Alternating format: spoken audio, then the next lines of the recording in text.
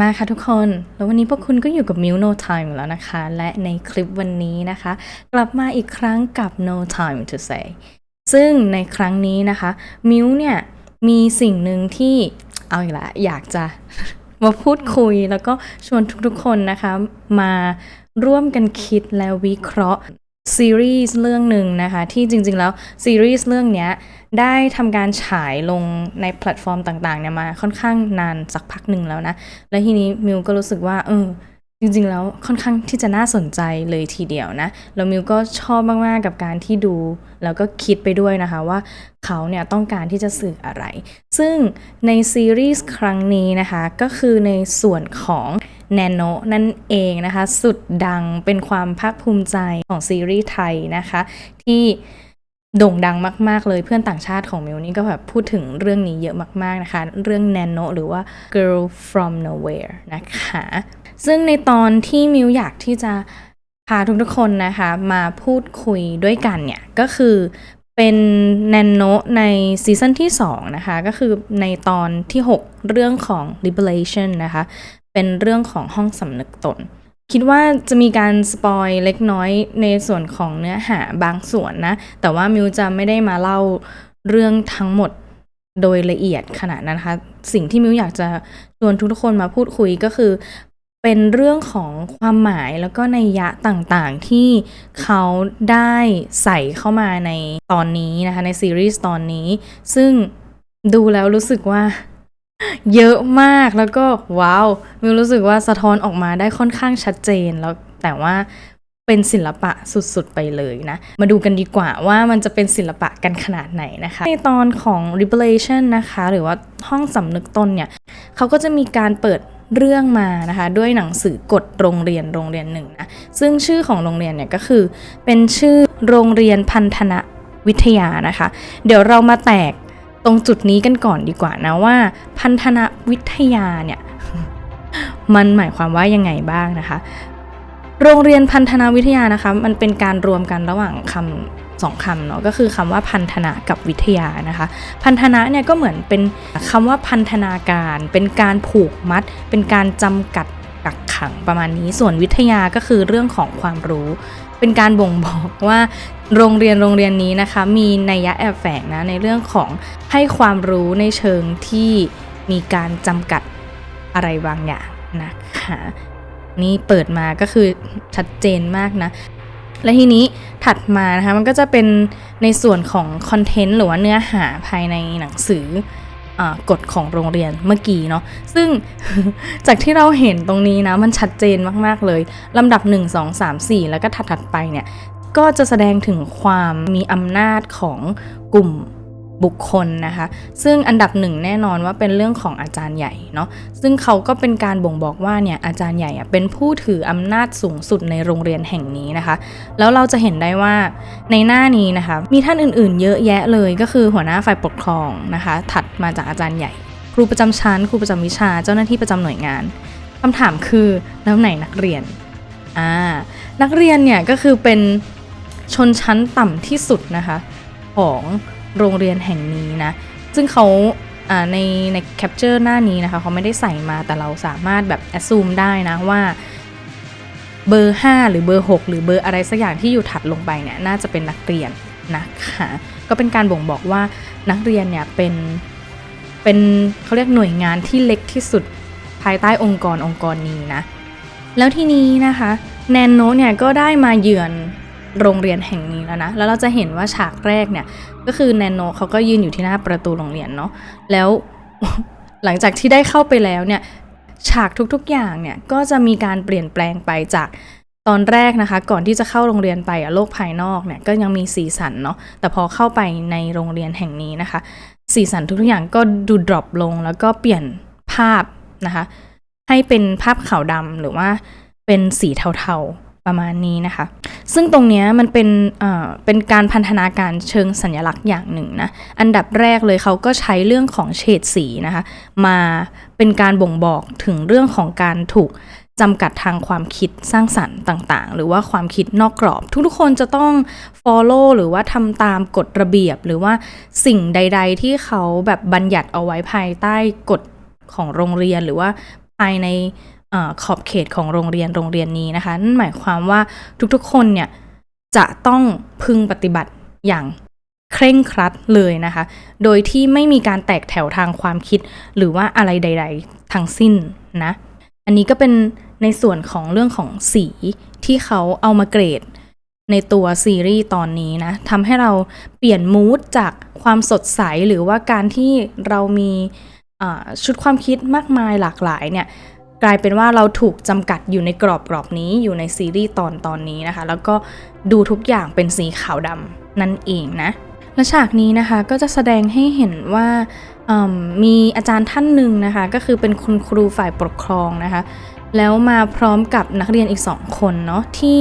มีเครื่องแบบหรือว่าการแต่งกายที่ผิดแปลกไปซึ่ง2คนนี้ภายในเรื่องนะคะเขาบอกว่าเป็นสารวัตรนักเรียนนะที่ทำหน้าที่ในการคอยตรวจจับความผิดปกติหรือว่าการที่มีคนไม่ปฏิบัติตามกฎหรือว่าระเบียบต่างๆภายในโรงเรียนนะซึ่งเดี๋ยวมิวจะเล่าให้ฟังว่าทำไมเขาถึงใช้เรื่องของเสื้อผ้าเข้ามาทำการแบบว่า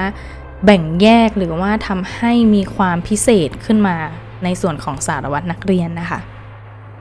และฉากนี้ก็จะเป็นฉากที่อยู่ภายในโรงอาหารเนาะโดยที่แนนโนกับเพื่อนของนางเนี่ยเขากำลังนั่งคุยอะไรสักอย่างกันอยู่นะและทีนี้เขาก็จะฉายให้เห็นว่าบนจอโทรทัศน์เนี่ยค่ะก็จะมีวิดีโอของครูใหญ่นะคะซึ่งครูใหญ่คนนี้ค่ะเขาออกมาพูดประมาณว่าเรื่องของการเป็นนักเรียนที่ดีในแบบฉบับของโรงเรียนพันธนาวิทยาเนี่ยจะต้องเป็นยังไงซึ่งเป็นลักษณะของการโฆษณาชวนเชื่อค่ะหรือว่า propaganda เนาะซึ่งก็จะฉายอย่างเงี้ยทุกๆวันทุกๆกลางวันนะคะโดยที่เขาจะมีการสร้างภาพลักษณ์ที่มีความเท่าเทียมหรือว่ามีความทัดเทียมกับทุกๆคนโดยที่ใช้เป็นภาพขาวดำเนาะในจอโทรทัศน์ตรงนี้นะคะซึ่งตรงนี้นะคะเขาทำเพื่ออะไรเขาทำเพื่อให้เป็นการควบคุมชุดความคิดหรือว่าค่านิยมของเด็กนักเรียนนะคะแล้วการที่เขาฉายอย่างนี้ทุกๆวันทุกกลางวันในช่วงที่เด็กๆเนี่ยกำลังรับประทานอาหารมันก็จะเป็นการค่อยๆทำให้เกิดการแทรกซึมเข้าไปในความคิดเนาะว่าการที่จะเป็นนักเรียนที่ดีของโรงเรียนพันธนาวิทยาเนี่ยจะต้องมีลักษณะแบบไหนนะคะและแนนโนก็ได้มองเนาะแล้วเขาก็สามารถรับรู้ได้ว่าเป็นลักษณะแบบนี้นี่เองจะสังเกตได้ว่าแนนโนเนี่ยเขานะคะก็พูดคุยกับเพื่อนของเขาว่าทำไมพวกเธอถึงจะต้องแบบทำอะไรแบบนี้ด้วยอะไรอย่างเงี้ยทำไมถึงแบบว่าไม่สามารถที่จะมีความคิดที่เป็นของตัวเองได้นะคะแล้วน้องตัวละครคนนี้นะคะชื่อน้องมิเอะเนาะมิเอะก็บอกว่าก็ถ้าสมมติว่าเขาเนี่ยทำผิดกฎของโรงเรียนนะคะเขาก็จะถูกลงโทษโดยการเข้าไปในห้องสำนึกตนเนาะซึ่งมันไม่มีใครอยากที่จะเข้าไปนะคะล่าสุดเนี่ยเขาก็เล่าว่ามีเพื่อนนักเรียนของเขา2 คนนะคะถูกทำโทษอยู่ในห้องสำนึกตนเนาะแล้วทีนี้แนนโนะนะคะฉากนี้เราก็จะเห็นได้ว่านางเนี่ยมีความสงสัยแต่สิ่งหนึ่งที่ค่อนข้างโดดเด่นก็คือแนนโนะนะคะมีการทาลิปสติกสีแดงไว้ที่ริมฝีปากตัวเองเนาะเป็นการบ่งบอกว่านี่นะฉันเนี่ยมีความคิดที่เป็นของตัวเองมีความสร้างสรรค์มีการแต่งเติมสีสันลงไปให้ตัวเองในกรอบระเบียบอันนี้นะคะแล้วเขาไม่ได้มีความเกรงกลัวซึ่งตัวน้องมิเอะเนี่ยก็พยายามเตือนนะว่าทำแบบนี้เดี๋ยวเธอจะโดนลงโทษอะไรอย่างเงี้ยเพราะว่าอะไรเพราะว่าโรงเรียนแห่งนี้นะคะเขาพยายามกดแล้วก็ทำให้ทุกๆคนเนี่ยรู้สึกว่าการที่มีความคิดผิดแปลกไปจากกฎของโรงเรียนของเราเนี่ยมันเป็นเรื่องที่ผิดและควรได้รับการลงโทษซึ่งหลังจากนั้นนะคะแนนโนะเนี่ยก็ถูกครูฝ่ายปกครองจับได้ซึ่งครูฝ่ายปกครองเนี่ยเขาก็เห็นว่ามันมีสีที่ผิดเพี้ยนไปจากรูปแบบเดิมของโรงเรียนของเขานะคะแล้วเขาก็ลงโทษแนนโนะนะคะโดยที่ให้อ่านกฎของโรงเรียนนะคะทั้งหมดเป็นกี่ร้อยข้อก็ไม่รู้นะคะกลางสนามซึ่งแนนโนะเนี่ยก็อ่านไปหัวเราะไปนะเพราะว่าตัวกฎของโรงเรียนเนี่ยค่ะมันแบบถูกก่อตั้งถูกคิดค้นมาตั้งแต่ปีสมัยไหนก็ไม่รู้แบบไกลมากๆเลยแบบเก่าแก่มากมันเก่าคร่ำครึแล้วทุกๆอย่างกฎระเบียบแต่ละอย่างเนี่ยมันก็เอื้อประโยชน์ให้กับ ชนชั้นสูงสุดอะค่ะชนชั้นที่อยู่สูงขึ้นไปซึ่งมันไม่ได้ก่อให้เกิดประโยชน์อะไรกับชนชั้นของนักเรียนนะคะแต่ว่าคนที่จะต้องทำตามมากที่สุดก็คือนักเรียนนั่นเอง2คนนี้นะคะก็คือสารวัตรนักเรียนที่มิวเล่าให้ฟังเนาะก็คือนางก็มายืนเฝ้าแนนโนะอ่านกฎของโรงเรียนนะแล้วนางก็สับสนว่าการที่อ่านไปหัวเราะไปเนี่ยมันผิดกฎโรงเรียนไหมนะแล้วน้องผู้หญิงก็บอกว่าแต่มันไม่มีกฎไหนบอกว่าห้ามหัวเราะนะอะไรอย่างเงี้ยแบบก็ไม่น่าจะผิดมั้งหรือจะยังไงดีอะไรเงี้ยก็มีความสงสัยและทีนี้สิ่งที่มิวอยากจะให้ทุกคนสังเกตนะคะก็คือสารวัตรนักเรียนเนี่ยค่ะมีการใส่ชุดที่มีแขนพองออกมานะคะดูเผินๆเนี่ยดูน่ารักนะตอนที่มิวดูครั้งแรกแล้วมันก็รู้สึกว่าชุดน่ารักจังเลยอย่างเงี้ยแล้วมันก็ทำให้เห็นความแตกต่างว่านักเรียนธรรมดาเป็นแบบนั้นนักเรียนสารวัตรนักเรียนก็เป็นแบบนี้นะคะแต่ว่านัยยะที่เขาพยายามที่จะใส่มานั่นก็คือการที่มีแขนพองแบบเนี้ยค่ะมันเป็นการบ่งบอกว่า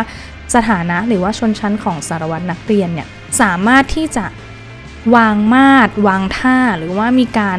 อวดเบ่งในเรื่องของอำนาจที่มากกว่านักเรียนธรรมดาทั่วไปได้นะเป็นการให้สิทธิพิเศษในการแบบว่าเข้าไปควบคุมหรือว่าเข้าไปจัดการกับคนที่ไม่ทำตามระเบียบแบบแผนที่มันควรที่จะเป็นนะคะอันนี้คือสิ่งที่มิวคิดได้นะแล้วก็มองเห็นจากการที่เขาพยายามออกแบบตัวชุดเสื้อผ้านี้มานะคะนอกจากนี้นะคะเราจะเห็นได้ว่าหน้าตาของน้องสารวัตรนักเรียนเนี่ยค่ะมีความคล้ายคลึงกันมากเห็นไหมที่มิวพยายามที่จะวิเคราะห์นะว่าทำไมเขาถึงแบบจับให้น้องผู้หญิงผู้ชายที่แม้จะเป็นต่างเพศแต่ว่าหน้าตาคล้ายกันเนี่ยมาเป็นสารวัตรนักเรียนเพราะอะไรมิวมองว่าการที่สารวัตรนักเรียนเนี่ยค่ะเข้ามารับหน้าที่ตรงนี้นะคะมันทำให้ identity หรือว่าการมีตัวตนของน้องอะมันหายไปสิ่งที่เขาจะทำได้เพียงอย่างเดียวก็คือการทำตามกฎแล้วก็คอยจัดการกับคนที่ไม่ทำตามกฎนั่นเองนะมันก็เลยจะทำให้ขาดอำนาจการตัดสินใจใดๆหรือว่าการที่จะมีความคิดที่เป็นของตัวเองไปนะทุกอย่างที่จะต้องทำเนี่ยมันก็คือเป็นการทำตามกฎระเบียบที่มีอยู่เท่านั้นมันก็เลยไม่จำเป็นที่จะต้องมี identity อะไรที่ unique หรือว่ามีความเป็นเอกลักษณ์ของใครของมันอีกต่อไปแล้วอะแล้วหลังจากนั้นนะคะแนนโนเนี่ยก็รู้สึกว่ากฎโรงเรียนพวกนี้นะคะมันไร้สาระมากเนาะเขาก็เลยท้าทายอำนาจมืดนะคะโดยการที่เผาหนังสือทิ้งไปก็เลยเป็นการทริกเกอร์ให้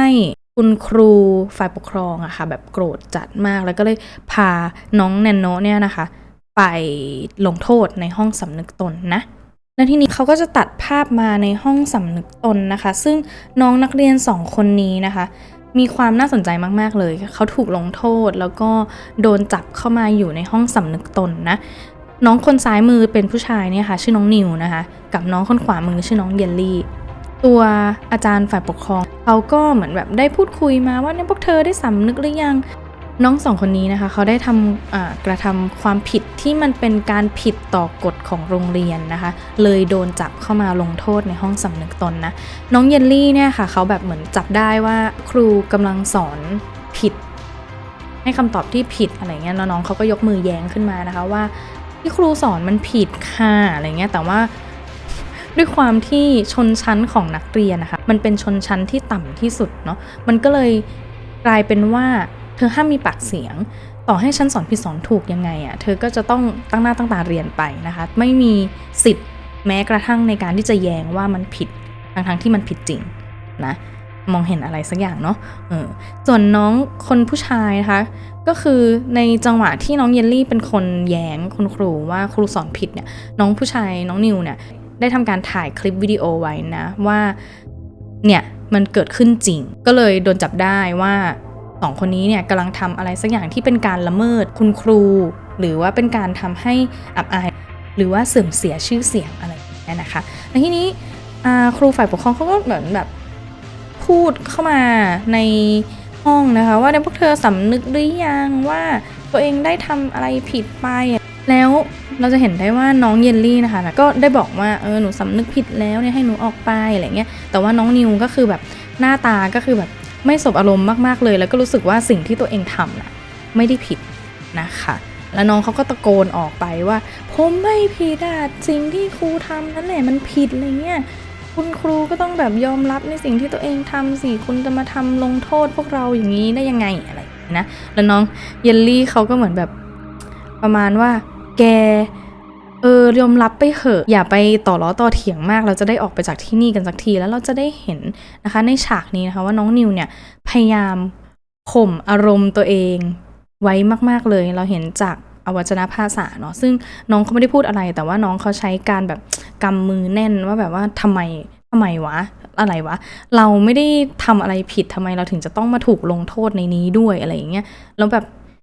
มีสิทธิ์อะไรที่จะต้องมาทำแบบนี้ซึ่งมันสะท้อนให้เห็นว่าน้องคนนี้นะคะเขามีความคิดที่เป็นของตัวเองเป็นความคิดชุดความคิดแบบใหม่ที่ยึดถือความถูกต้องไม่ใช่ยึดถือสิ่งที่ดำเนินไปตามกฎระเบียบของโรงเรียนนะคะเดี๋ยวมิวจะขอพูดให้ฟังนิดนึงนะในเรื่องของ identity ของนักเรียนนะคะในเรื่องนี้ซึ่งจะมีตัวละครที่เด่นอยู่3ตัวอย่างที่มิวว่านะคะน้องนิวน้องเยลลี่แล้วก็น้องมิเอะที่เป็นเพื่อนของแนนโนะเนาะที่แนนโนะจะเข้าไป approach บ่อยๆนะคะตัวซีรีส์เนี่ยค่ะเขาพยายามที่จะนำเสนอกลุ่มคน3แบบหลักๆก็คือกลุ่มคนแบบน้องนิวเนี่ยตามชื่อเลยชื่อนิวแปลว่าใหม่เป็นเด็กที่มีความคิดหรือว่าเป็นเด็กหัวสมัยใหม่นะคะมีความคิดก้าวหน้ายืนหยัดที่จะรักษาสิทธิเสรีภาพของตัวเองแบบไม่ยอมเลยให้แบบว่าใครที่จะมาแบบหยิบยื่นความอยุติธรรมให้แก่ตัวเองเราต้องการสิ่งที่แฟร์เราต้องการสิ่งที่เป็นสิ่งที่ถูกต้องกับสิทธิของเราใช่ไหมคะแต่ว่าน้องมีบางจุดที่ยังใหม่เพราะว่าน้องชื่อใหม่น้องชื่อนิวสิ่งใหม่มันไร้ประสบการณ์ค่ะน้องก็จะแบบมีความหูเบานิดหน่อยนะคะแล้วก็สามารถถูกชี้นำได้ง่ายนะคะเพราะว่าประสบการณ์น้อยอ่อนต่อโลกซึ่งถัดจากนี้นะคะน้องเขาก็ยอมที่จะแบบว่าบอกว่าตัวเองเนี่ยสำนึกผิดแล้วเพื่อที่จะได้ให้มีการปลดปล่อยตัวเองออกไปจากห้องสำนึกตนนะคะคนถัดมาก็คือน้องเยลลี่นี่ก็เป็นอีกบุคลิกหนึ่งเยลลี่เนี่ยเป็นลักษณะของกัมมี่ที่แบบมีความยืดหยุ่นแล้วก็มีหลากหลายสีใช่ไหมตามที่เราได้เห็นแบบขายอยู่ทั่วไปนะคะเป็นการบ่งบอกว่าน้องคนนี้ค่ะเป็นกลุ่มคนที่ไม่ได้ยึดติดกับอะไรอย่างใดอย่างหนึ่งน้องเขามีการยืดหยุ่น flexible ไปหลากหลายนะคะลักษณะเหมือนจะรักความถูกต้องแต่สิ่งต่างๆเนี่ยเขากระทำขึ้นมาเพื่อเอาตัวรอดเพื่อให้ตัวเองสามารถมีชีวิตอยู่ต่อไปได้หรือว่าไม่เกิดความเดือดร้อนอะไรกับตัวเองนะคะยอมที่จะโกหกยอมที่จะแบบพูดให้กลุ่มคนชนชั้นสูงกว่าเราเนี่ยได้แบบมีความพึงพอใจเพื่อให้ตัวเองเนี่ยได้รอดปลอดภัยออกไปจากห้องสำนึกตนนะก็จะทำทุกๆอย่างเพื่อประโยชน์ของตัวเองนะคะตามชื่อเลยเยลลี่มีหลายสีและมีความยืดหยุ่นนั่นเองนะสุดท้าย2คนนี้ก็ได้ออกมาแล้วแนนโนก็รู้สึกว่าแบบแอบอึ้งนะคะว่าทำไมนะเด็ก2คนนี้เนี่ยจริงๆแล้วอ่ะรักความถูกต้องแต่ว่าสุดท้ายก็ต้องยอมพูดในสิ่งที่กลุ่มคนที่มีอำนาจมากกว่าพึงพอใจกับคำตอบของตัวเองเพื่อที่จะได้ออกมานะคะจากซีนนี้นะคะมิวชอบมากมันสวยมากเลยต่อให้มันเป็นแค่ขาวดำแล้วก็มีแค่สีแดงสีเดียวที่แต้มอยู่ที่ปากของแนนโนเนาะแล้วเขาก็ใช้กรอบของแขนเสื้อของน้องสารวัตรนักเรียนเนี่ยเป็นการจำกัดขอบเขตว่าสุดท้ายแล้วเนี่ยค่ะต่อให้คุณเนี่ยที่เป็นคนที่พยายามที่จะยืนหยัดเพื่อความถูกต้องเพื่อสิทธิเสรีภาพเนี่ยต่อให้คุณพยายามทำแค่ไหนนะสุดท้ายคุณก็จะถูกโดนบีบมาด้วยอำนาจแล้วก็กฎ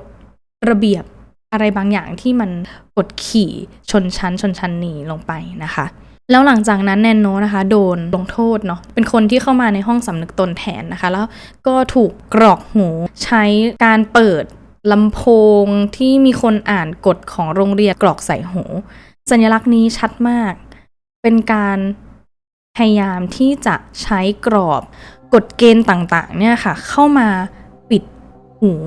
ของแนนโนนะว่าเธอจะต้องฟังสิ่งนี้เธอจะต้องเชื่อสิ่งนี้เธอจะต้องทำตามสิ่งนี้โดยที่ใช้สัญลักษณ์ในการ พูดอัดเข้ามาในหูนะแล้วก็ฟังไปเลยจนกว่าเธอจะสำนึกผิดจนกว่าเธอจะโอเคจนกว่าเธอจะยอมรับกับกฎระเบียบต่างๆที่มีภายในโรงเรียนนะคะส่วนฉากนี้นะคะก็เป็นฉากที่ครูฝ่ายปกครองนะคะมีการฉุกคิดในเรื่องหนึ่งนะ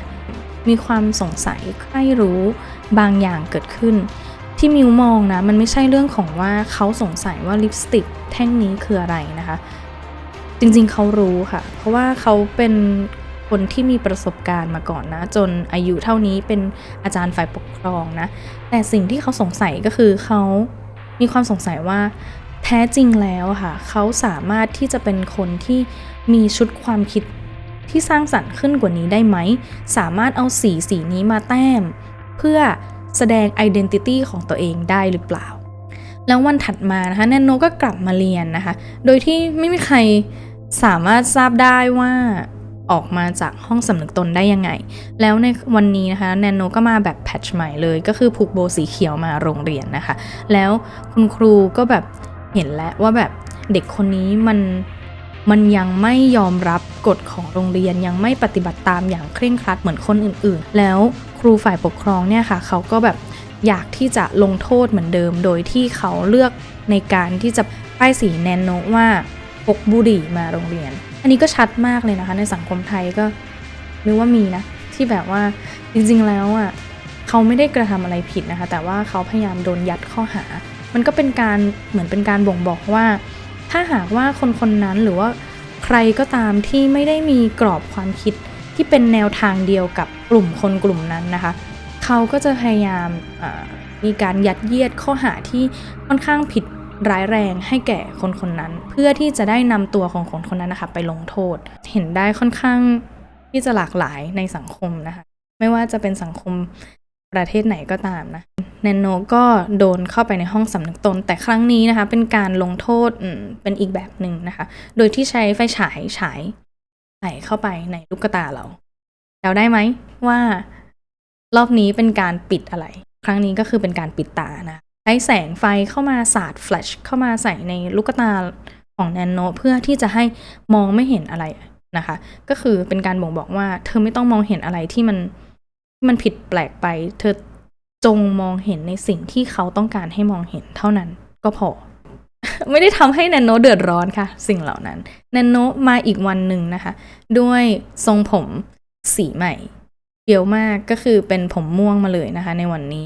แล้วครูฝ่ายปกครองนะคะก็เห็นเหมือนเดิมนะแล้วเขาก็เอาไปลงโทษนะแนนโนเนี่ยไม่ได้มีแค่ผมสีม่วงเดียวแต่ว่าแนนโนเจาะลิ้นด้วยเป็นการบ่งบอกว่าต่อให้คุณเนี่ยจะพยายามกดขี่หรือว่าปิดกั้นความคิดแค่ไหนนะคะแต่ว่าตัวแนนโนเนี่ยเขาเป็นสัญลักษณ์ของ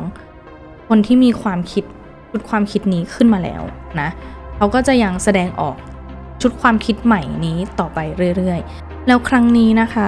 คุณครูฝ่ายปกครองก็ทำโทษโดยการดึงลิ้นออกมาเนาะซึ่งการดึงลิ้นก็เป็นสัญลักษณ์อีกแล้วนะก็เป็นการพยายามไม่ให้พูดได้อีกต่อไปเพราะว่าเขารู้สึกว่าตัวแนนโนเนี่ยเป็นอันตรายต่อกฎเกณฑ์ในสังคมของโรงเรียนพันธนาวิทยาแล้วเขาก็กังวลนะคะหวาดกลัวว่าแนนโนเนี่ยจะมีการไปเผยแพร่อะไรบางอย่างหรือว่าพูดเพื่อให้คนอื่นๆเนี่ยมีความคิดในเชิงเดียวกับแนนโนนั่นเองเขาก็เลยทำการดึงลิ้นออกมานะคะว่าห้ามพูดนะพบเลย โรงเรียนพันธนาวิทยาลงโทษแนนโนโดยการปิดหูปิดตาและปิดปากนะคะห้ามทำแล้วหลังจากนั้นนะคะก็มีนักเรียนคนใหม่นะคะเข้ามาคุยกับครู A นะคะซึ่งก็ผูกโบสีแดงมาเล็กน้อยเป็นการแสดงออกว่าจริงๆแล้วตัวนักเรียนคนนี้นะคะก็มีความคิดที่แปลกแยกหรือว่ามีความคิดที่อยากจะปรับเปลี่ยนอะไรบางอย่างที่อยู่ภายในโรงเรียนแห่งนี้เช่นเดียวกันนะคะตัวละครตัวนี้ก็คือชื่อยูรินะคะแล้วยูริเนี่ยก็เหมือนแบบเข้ามาทำหน้าที่ขอเป็นสารวัตรนักเรียนนะคะเพื่อที่จะได้แบบว่าเข้ามาแทรกซึมรูปแบบการทำงานหรือว่ารูปแบบการจำกัดสิทธิเสรีภาพหรือความคิดต่างๆของนักเรียนได้อย่างแนบเนียนนะคะโดยที่นางคิดแล้วว่าฉันจะใช้เวนี้แหละฉันจะเข้าไปเป็นพวกของอาจารย์ก่อนนะคะแล้วก็เดี๋ยวค่อยจัดการทีหลังนะ นางก็เหมือนแบบว่ามาช่วยทำให้เหล่าครูอาจารย์เนี่ยได้เกิดความไว้เนื้อเชื่อใจเนาะแล้วฉากนี้นะคะก็เป็นฉากที่จับเด็กนักเรียนที่มีความคิดอยากจะมีการแหกกฎโรงเรียนหรือว่าทำอะไรต่างๆที่ไม่ได้เป็นไปตามข้อจำกัดของโรงเรียนนี้นะคะแล้วก็ปรากฏตัวครูใหญ่ขึ้นมานะคะในชุดสูทสีชมพูแบบนี้นะคะเป็นพิงค์สูทมิวเห็นว่ามันค่อนข้างที่จะคอนทราสต์มากๆเลยกับตอนแรกนะคะที่เขาเปิดเผยตัวตนของตัวเองออกมาผ่านการโฆษณาทางโทรทัศน์ในโรงอาหารเนาะตอนนั้นเนี่ยครูใหญ่เขาเลือกที่จะให้ตัวเองเป็นแบบสีขาวดำเหมือนกันเพื่อเป็นการใส่ชุดความคิดลงไปในเด็กนักเรียนทุกๆคนว่าจริงๆแล้วเนี่ยทุกคนมีความเท่าเทียมกันภายในโรงเรียนแห่งนี้แต่จริงๆแล้วของจริงๆแล้วนะคะก็คือครูใหญ่เนี่ยเขาไม่ได้ที่จะมีความเท่าเทียมอะไรขนาดนั้นเขาอยู่ในจุดที่มีอำนาจสูงสุดนะคะโดยที่เขาใช้เรื่องของสีของชุดเนี่ยเข้ามาแสดงสัญลักษณ์อันนี้นะว่าทุกคนน่ะต้องเป็นขาวดำส่วนฉันเนี่ยจะเป็นสีอะไรมันก็เรื่องของฉันเป็นผู้กุมความคิดแล้วก็อำนาจในการตัดสินใจทุกๆอย่างภายใน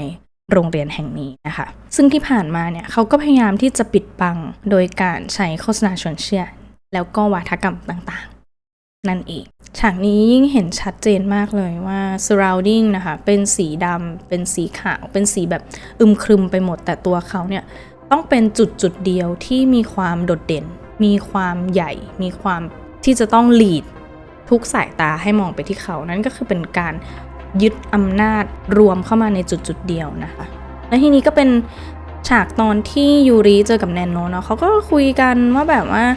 เนี่ยแนนโนก็บอกว่ายูริเนี่ยใจร้อนจังเลยนะทำไมวิธีการของยูรินี่แบบใจร้อนจังแบบทำอะไรรวดเร็วรุนแรงส่วนยูริก็บอกว่าก็แนนโนอะช้าเกินไปยังไงล่ะนางก็เลยต้องเข้ามาจัดการเองเราจะเห็นได้ว่าเนี่ยนะคะความแตกต่างของอำนาจในมือเนี่ยค่อนข้างที่จะต่างกันเนาะเพราะว่าแนนโนเนี่ยมาในรูปแบบของนักเรียนธรรมดานะคะส่วนยูริเนี่ยเขาเข้ามาจัดการเรื่องพวกนี้ด้วยการที่ตัวเองจะต้องกุมอำนาจอะไรบางอย่างแล้วทีนี้ยูริก็ทำการตลบหลังเหล่าอาจารย์นะคะโดยการที่แบบว่าค้นหาเอกสารที่มีการทุจริตคอร์รัปชันต่างๆนะในเรื่องของงบประมาณภายในโรงเรียนเนาะในเรื่องการศึกษาอะไรใดๆนะคะรายละเอียดอยู่ในซีรีส์เลยแล้วทีนี้ยูริเนี่ยก็จะทำการแฉแล้วนางก็โปรยเลยจ้าแล้วทุกคนนะคะก็ได้รับรู้เรื่องราวความชั่วร้ายสิ่งที่โรงเรียนหรือว่าชนชั้นอำนาจสูงเนี่ยเขาพยายามที่จะปกปิดเอาไว้แล้วก็ทำให้ก่อเกิดการประท้วงหรือว่าเป็นการปฏิวัติขึ้นมานะแล้วก็ไปเลยจ้ะจับครูที่เคยแบบกดขี่เรานะครูฝ่ายปกครองก็โดนเช่นเดียวกันโดยที่โดนใครโดนสารวัตรนักเรียนนะคะและทีนี้ก็มิวเรียกว่าการปฏิวัติละกันเพราะว่ามันเกิดอย่างรวดเร็วเลยพวกนี้นะมันก็สำเร็จเนาะโดยที่มีแกนนำก็คือยูริและยูริก็มาชื่นชมผลงานตัวเองว่านี่ไงการเปลี่ยนแปลงทางด้านความคิดเนี่ยมันก่อเกิดขึ้นแล้วภายในโรงเรียนแห่งนี้กลุ่มบุคคลที่เคยจำกัดทางความคิดของนักเรียนหรือว่ากดขี่นักเรียนเนี่ยก็นั่งอยู่รวมกันตรงนี้แล้วไงอะไรเงี้ยมันจะต้องแบบได้รับการชดใช้หรือว่าได้รับการสำนึกผิดเหมือนที่เคยทำกับนักเรียนมาก่อนเขาก็พยายามที่จะลงโทษกลุ่มครูอาจารย์นะคะแต่ว่าครูฝ่ายปกครองนะคะแสดงออกว่าเนี่ยพวกเธอจะต้องสำนึกผิดในสิ่งที่ตัวเองทำลงไปอย่างสาสมแล้วมันก็เลยทำให้ตัวนิวอะค่ะน้องนิวเนี่ยเกิดการพลั้งมือนะคะด้วยความบันดาลโทสะทำให้เกิดโศกนาฏกรรมขึ้นมานะทำให้ครูฝ่ายปกครองท่านนี้นะคะเสียชีวิตลงทีนี้ก็เกิดการทะเลาะกันหรือว่าเป็นการแบ่งแยกทางความคิดกันระหว่างกลุ่มของนักเรียนเนาะแล้วน้องเยลลี่เนี่ยก็แบบตะโกนขึ้นมาเลยว่าเนี่ยจริงๆแล้วฉันก็ไม่ได้เห็นด้วยกับพวกแกหรอกนะแต่ว่าที่ทำไปเนี่ยเพราะว่ากลัวโดนด่าว่า ignorance ไงซึ่งน้องเยลลี่นี่ชัดมากนะว่าที่ตัวเองเป็นเยลลี่นะเพราะว่าเขาพยายามที่จะเขาเปลี่ยนได้เสมออะค่ะเขามีหลายสีเขาปรับเปลี่ยนไปตามสถานการณ์ได้เสมอถ้าสิ่งนั้นสังคมยอมรับเห็นดีเห็นงามก็เป็นได้ต่อให้มันถูกหรือผิดก็ไม่สนใจ ถ้าเรารู้สึกว่าตรงนี้แหละสถานการณ์เนี้ยเริ่มอันตรายละถ้าสมมติว่ายังเป็นอย่างนี้ต่อไปเนี่ยฉันต้องเดือดร้อนแน่เลยเขาก็จะเปลี่ยนทันทีเลยนะคะตัดมาเป็นฉากที่ผอ.นะคะชูปืนนะคะแล้วก็ยิงขึ้นฟ้าสักหนึ่งนัดเนาะมาพร้อมกับสูทสีชมพูของตัวเองเหมือนเดิมนะแล้วนอกจากสีแล้วนะคะเขาก็ยังมีอาวุธที่ดูคล้ายกับเป็นอำนาจสูงสุดที่ใครๆก็ต้องกลัวค่ะนักเรียนนะคะเดี๋ยวมิวให้ดูนักเรียนมีแค่อะไรมีแค่ท่อนไม้มันสร้างความบาดเจ็บได้แต่ว่าไม่ได้ทำให้ถึงแก่ชีวิตได้รวดเร็วขนาดนั้นแต่อะไรผอ.มีปืนค่ะยิงปืนนัดเดียวปุ้งตายใช่ไหมมันรวดเร็วแล้วก็ทรงอำนาจส่วนของแนโนก็เรียกแนโนอีกแนโนหนึ่งเนี่ยอีกหลายๆแนโนที่ได้ปรากฏมารวมกันเหมือนแบบเป็นการวางแผนว่าเนี่ยเราจะมีแผนการแบบนี้นะแล้วเดี๋ยวเราจะเข้าไปทำอะไรกับสถานการณ์อย่างนั้นได้ดีนะคะนั่นก็จะเป็นการรวมกันระหว่างแนโน1นะคะแนโน2โบเขียวแล้วก็แนโน3ผมม่วงแล้วก็น้องแนโนอีกคนหนึ่งนะคะตรงนี้ค่ะมิวพยายามคิดนะคะแล้วมันก็เหมือนประมาณว่าจริงๆแล้วค่ะแนโนเนี่ยมีตัวตนใหม่เกิดขึ้นมาเรื่อยๆใช่ไหมซึ่งมันก็เปรียบเสมือนกับอุดมการณ์นะคะแล้วก็แนวความคิดที่มีการก่อตัวขึ้นมาเรื่อยๆนะโดยที่ต่อให้ถูกกำจัดไปหนึ่งแต่ว่ามันก็จะมีผุดขึ้นมาเรื่อยๆนะคะซึ่งมันเป็นเรื่องของชุดความคิดไม่ใช่ตัวบุคคลนะคะแล้วทีนางก็เข้ามาช่วยเหลือนะแล้วก็มาหามิเอะที่เป็นเพื่อนของตัวเองนะคะซึ่งน้องมิเอะเนี่ยค่ะที่มิวติดไว้เนาะว่ากลุ่มนักเรียนเนี่ยเป็นการแสดงลักษณะของกลุ่มคน3แบบหลักๆเนาะน้องนิวพูดไปแล้วน้องเยลลี่พูดไปแล้วส่วนน้องมิเอะเนี่ยน้องมิเอะเปรียบเสมือนกับเด็กยุคใหม่ที่ยังอ่อนเดียงสาค่ะยังไม่ค่อยรู้เรื่องอะไรเท่าไหร่นะแต่จริงๆแล้วอ่ะนางมีความคิดเป็นของตัวเองนะคะเพียงแต่ว่านางต้องการคนเข้ามาซัพพอร์ตในส่วนนั้นต้องการผลักดันนะคะให้เกิดความคิดนั้นๆให้มันชัดเจนขึ้นจริงๆแล้วน้องเขามีอยู่ในภายในตัวเองนั่นแหละแต่ว่าเขายังอ่อนต่อโลกแล้วก็ยังไม่รู้ประสีภาษานั่นเองนะแล้วแนนโนเนี่ยก็เป็นคนที่เข้ามาทำในส่วนนั้นสิ่งที่แนนโนทำเนี่ยค่ะมิวมองว่าการจัดการของแนนโนเนี่ยดูเปรียบเสมือนกับการปฏิรูปนั่นเองนะแนนโนเนี่ยพยายามที่จะกระตุ้นปรับเปลี่ยนแล้วก็ส่งเสริมให้มีการเกิดตัวตนของตัวเองเกิดความคิดสร้างสรรค์ขึ้นมานะคะผ่านอ็อบเจกต์หลายๆอย่างนะคะผ่านสีสันต่างๆเช่นโบผูกผมหรือว่าผมสีม่วงหรือการเจาะลิ้นนั่นเองนะเขาไม่ได้มองว่าสิ่งเหล่านั้นน่ะหรือว่าการที่มีidentity เป็นของตัวเองเนี่ยคือเรื่องผิดแปลกซึ่งการที่ทำให้ก่อเกิดชุดความคิดใหม่ๆที่ทันสมัยเนี่ยค่ะเขามองว่ามันเป็นความไม่ปลอดภัยของสังคมนี้นะคะที่ต้องการที่จะหยุดพัฒนามันเหมือนเป็นการขยายขอบเขตการรับรู้อะค่ะเพราะว่าในโรงเรียนนี้ใช่ไหมคะเขาพยายามที่จะแบบปิดกั้นเพื่อให้เด็กมีความคิดในกรอบแบบเดียวกันแบบเดิมแนนโนเขาใช้การแต้มสีทีละนิดทีละหน่อยอะค่ะไม่ได้เป็นการแบบทำออกมาโจ่งแจ้งตัวเขาทั้งตัวนะคะแล้วเป็นการบอกว่านี่นะโบสีเขียวนะมันก็ไม่ได้แย่นี่มันไม่ได้ทำให้ใครเดือดร้อนนี่นะผมสีม่วงมันก็สวยดีนี่ทำไมล่ะนี่คือตัวตนของฉันอย่างเงี้ยนะคะมันเป็นการหยอดเมล็ดพันธุ์ทางความคิดอะค่ะทำให้เกิดชุดความคิดว่าจริงๆแล้วอะสิทธิเสรีภาพในการแสดงออกของคนเราเนี่ยมันไม่ใช่เรื่องผิดแล้ววิธีการของแนโนที่ดูเหมือนเป็นการปฏิรูปเนี่ยค่ะมันจะเป็นลักษณะของการค่อยๆเป็นค่อยๆไปโดยที่เขาเนี่ยเข้ามาทำผ่านการซัพพอร์ตชุดความคิดของน้องมิเอะนั่นเองนะแล้วนางก็จะต้องแบบว่าใช้เวลาแล้วก็เสียสละตนเองแล้วก็ต้องใช้ความพยายามอย่างมากเพื่อให้เกิดการปรับเปลี่ยนชุดความคิดชุดใหม่ขึ้นมานะคะนางเนี่ยต้องการให้เกิดการเปลี่ยนแปลงมากกว่าที่จะเป็นการยัดเยียดทางความคิดแบบที่ยูริทำนั่นเองนะซึ่งลักษณะของการเข้ามาจัดการของยูริกับแนโนเนี่ยค่อนข้างที่จะแตกต่างกันอย่างสิ้นเชิงเลยยูริจะใช้ความรวดเร็วความรุนแรงปฏิวัติต้องทำเดี๋ยวนั้นเกิดเดี๋ยวนี้แล้วก็มันจะส่งผลให้เกิดเรื่องของความขัดแย้งกันเองภายในกลุ่มของผู้ปฏิวัติแล้วก็ทำให้เกิดโศกนาฏกรรมเพราะว่าความรุนแรงเนี่ยเหมือนจะเป็นคำตอบของสิ่งนั้นถ้าเราไม่ใช้ความรุนแรงเข้าไปกดมันก็จะทำให้ไม่สามารถที่จะควบคุมสถานการณ์ได้